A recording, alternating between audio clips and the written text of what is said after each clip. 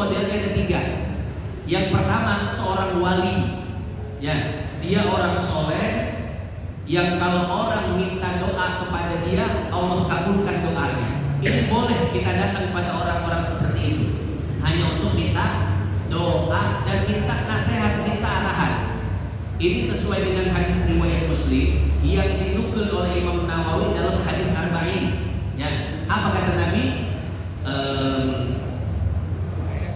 Fa'idha ahbabtu kuntu sam'ahu alladhi yasma'u bi wa basarahu alladhi yabsuru bi wa yadahu allati yabtishu biha wa rijlahu allati yamshi biha wa la in sa'alani la utiyana.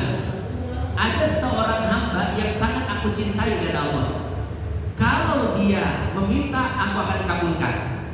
Pendengarannya adalah pendengaranku, penglihatannya adalah penglihatanku. Artinya apa? Pendapat-pendapatnya, arahan-arahannya, pandangan-pandangannya itu merupakan arahan-arahan dari Allah. Nah, datang kepada orang seperti ini untuk meminta doa, meminta arahan, itu bukan hanya boleh tapi dianjurkan. Ya, seperti para sahabat sering datang kepada Nabi, minta arahan dan lain sebagainya. Nah, itu model yang pertama, orang-orang soleh, para wali. Ya. Nah, model yang kedua itu ahli hikmah. Ini biasanya para ustadz. Mungkin level kesolehannya biasa, cuman dia paham ilmu hikmah. Ya. Nah, biasanya yang pakai syarat-syarat itu pakai ilmu hikmah, Pak. Misalkan sering sakit atau digodain jin, sering kesurupan, datanglah ke ahli hikmah. Kata ahli hikmah, oh ada persyaratannya apa? Harus menyembelih ayam hitam misalkan. Ya. Atau misalkan harus akikah dengan 1 ekor kambing. Selama persyaratannya itu tidak menyalahi syariat, maka selama itu pula hukumnya boleh, Pak. Ya, misalkan kata ahli hikmah ini, oh harus bawa ayam cemani, ayam hitam.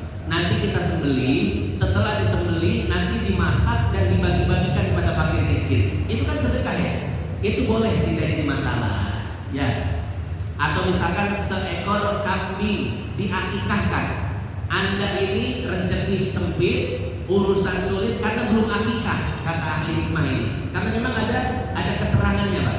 Ini disebutkan salah satunya di dalam kitab Hayat Hayawatul Kubro karangan Al-Imam Ad-Damiri. Beliau banyak menukil ilmu hikmah di sana, ya. Nah, salah satunya tentang penyembelihan tersebut. Nah, selama syaratnya itu tidak melanggar syariat, selama itu pula boleh kita datang pada ahli hikmah tersebut. Tapi kalau seandainya ahli hikmahnya itu, terkadang Pak ahli hikmah itu nggak soleh juga, terkadang jahat-jahatnya juga ada. Karena ilmu hikmah itu bisa dipelajari bukan oleh orang soleh saja, oleh orang jahat pun bisa. Orang jahat dulu ilmu hikmahnya hebat. Kalau mau maling, mau ngerampok dihitung dulu. Ini hari apes atau bukan? Kalau hari apes nggak mau tidur, pasti ketahuan, ketangkep. Tapi kalau bukan hari apes, santai aja dia masuk rumah orang, motor, yang nggak ketahuan, Pak. Padahal siang-siang ada CCTV aman. Kenapa? Itu pakai hikmah dia nyurinya. Jadi ilmu hikmah ini bisa dipelajari oleh orang soleh dan orang jahat. Kadang ahli hikmah itu nggak soleh. Ada perempuan cakep luar biasa datang, Pak Ustadz saya punya masalah. Ustadznya pas lihat, mantap nih. Empuk kayak ini. Nek syaratnya itu nanti malam harus datang lagi ke rumah Abah ya. Datang ke rumah Abah. Tapi jangan sama siapa-siapa. Memang syaratnya begitu. Harus sendirian. Ya. Nanti Abah transfer ilmu, transfer aura. Nah transfernya itu harus ada kabel USB-nya, ada flash disk-nya.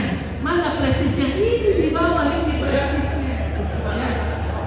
Itu Pak, banyak kasus seperti itu. Emang dia bisa ahli, bisa ilmu hikmah. Dia sudah pernah puasa 2 tahun, sudah ngamalin ngamalin zikir-zikir yang ribuan.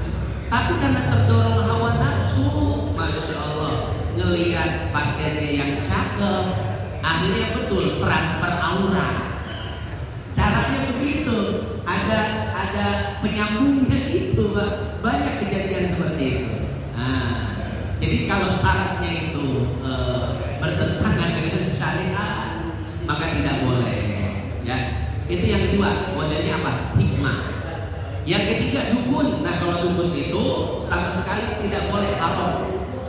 Dalam Sahih Muslim dikatakan, man ata arrafan aw kahana fasa'alahu an syai'in fasaddaqahu lam tuqbal sholatu arba'ina laila.